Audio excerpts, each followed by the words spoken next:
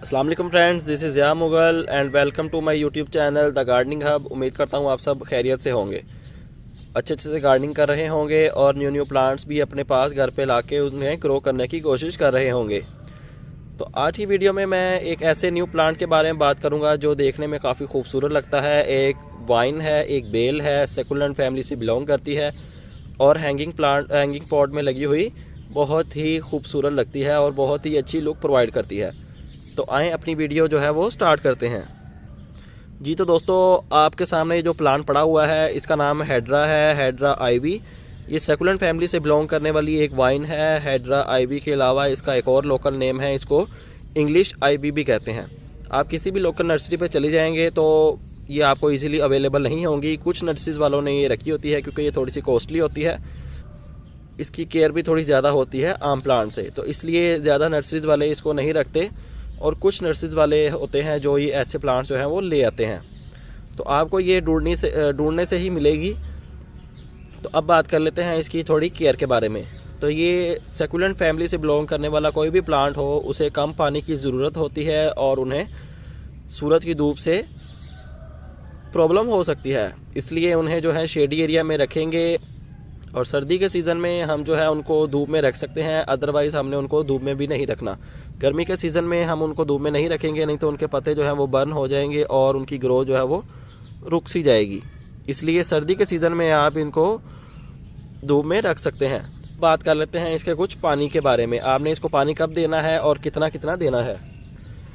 तो सर्दी के सीज़न में आपने इसको ज़्यादा पानी नहीं देना क्योंकि सर्दी के सीज़न में पानी जल्दी एवेपोरेट नहीं होता, तो इसलिए आपने इसको ज़्यादा पानी नहीं देना। इसके अपने अंदर ही काफ़ी ज़्यादा मॉइस्चर होता है, इसकी काफ़ी सॉफ्टवुड ब्रांचेस होती हैं और इनके अंदर अपना ही काफ़ी ज़्यादा मॉइस्चर होता है। तो लिहाजा गर्मी के सीज़न में आपने इनको ज़्यादा पानी देना है और सर्दी के सीज़न में बहुत कम पानी देना है। और आपने इसको जिस सॉइल में लगाना हो वो वेल ड्रेन होनी चाहिए, क्योंकि सेकुलेंट फैमिली से जितने भी प्लांट्स बिलोंग करते हैं उन्हें कम पानी की ही ज़रूरत होती है और उन्हें ऐसी सॉइल अच्छी लगती है जो वेल ड्रेनेज हो। वेल ड्रेनेज आप सिंपल बल में भी इसको ग्रो कर सकते हैं, नहीं तो आप चिकनी मिट्टी में थोड़ी सी रेत और थोड़ी सी कोकोपीट ऐड करके इसको ग्रो कर सकते हैं। इसकी ग्रोथ अच्छे से चलती रहेगी।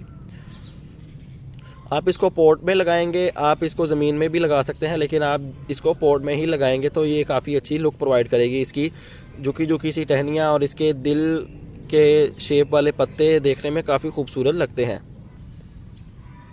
इसकी बहुत ज़्यादा वैरायटीज़ होती हैं आईवी वाइन की, लेकिन एक वैरायटी जो आपके सामने रखी गई है ये आप देख सकते हैं।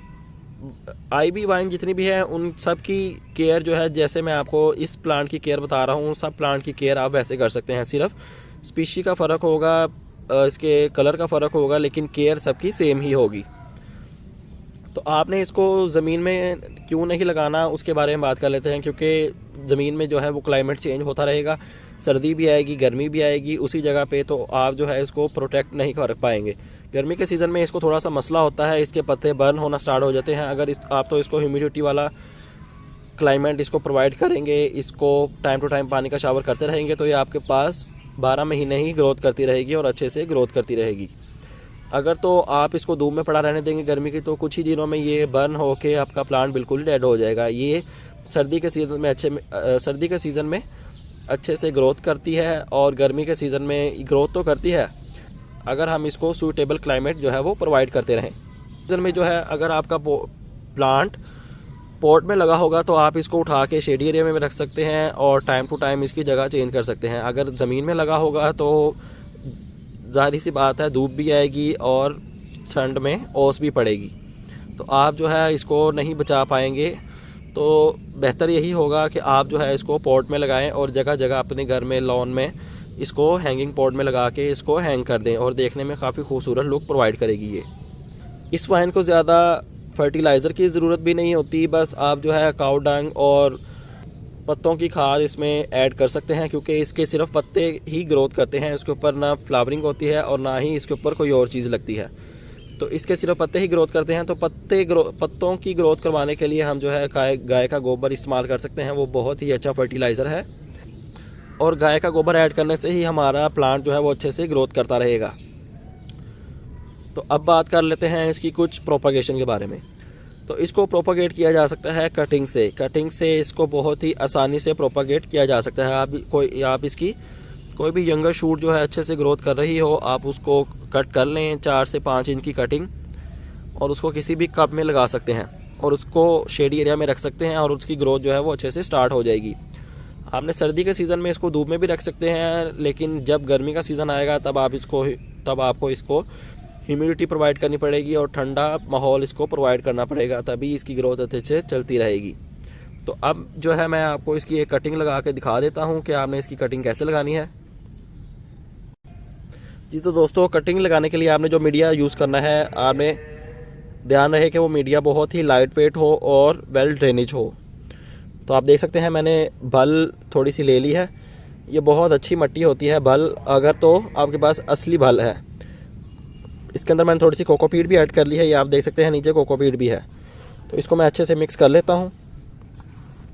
इसको अच्छे से मिक्स करने के बाद इसको पॉट में भर लेते हैं। पॉट का ड्रेनेज होल कवर करना ना भूलिए। इसका ड्रेनेज होल कवर करके इसमें हम मिट्टी ऐड कर लेंगे और इसको साइड पे रख देंगे।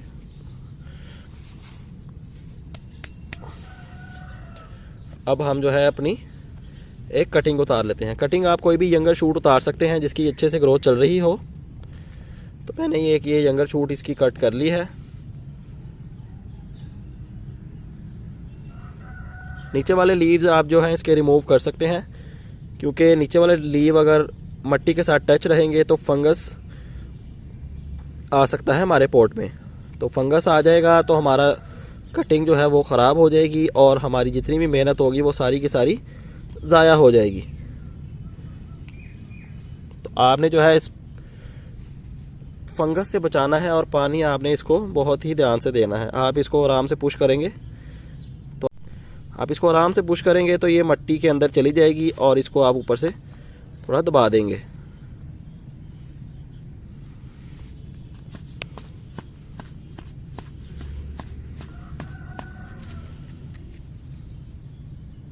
अब टाइम है इसको पानी देने का। पानी जो है आप किसी भी चीज़ की मदद से दे सकते हैं, लेकिन ध्यान रहे कि आपकी कटिंग जो है वो अपनी जगह से हिलनी नहीं चाहिए। मीन्स कि आपने थ्रो से पानी नहीं देना, नहीं तो आपकी कटिंग एक जगह से हिल जाएगी अपनी जगह से और उसकी ग्रो जो है वो हो सकता है स्टार्ट ना हो।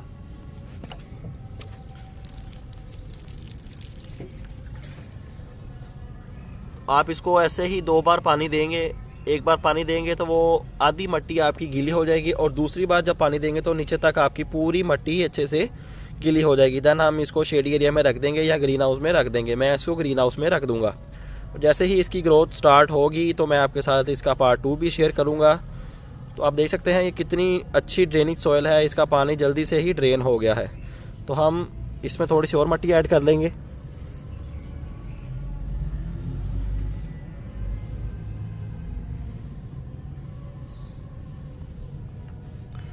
देन इसको थोड़ा सा और पानी दे देंगे।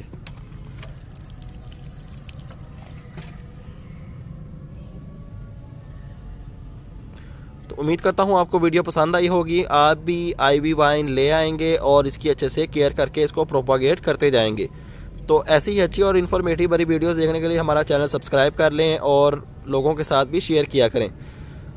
हमारा चैनल सब्सक्राइब करके बेल आइकन भी प्रेस कर लें ताकि जितनी भी नई वीडियोस मैं अपलोड करूं उनका नोटिफिकेशन आपके नोटिफिकेशन बार में आपको मिल सके।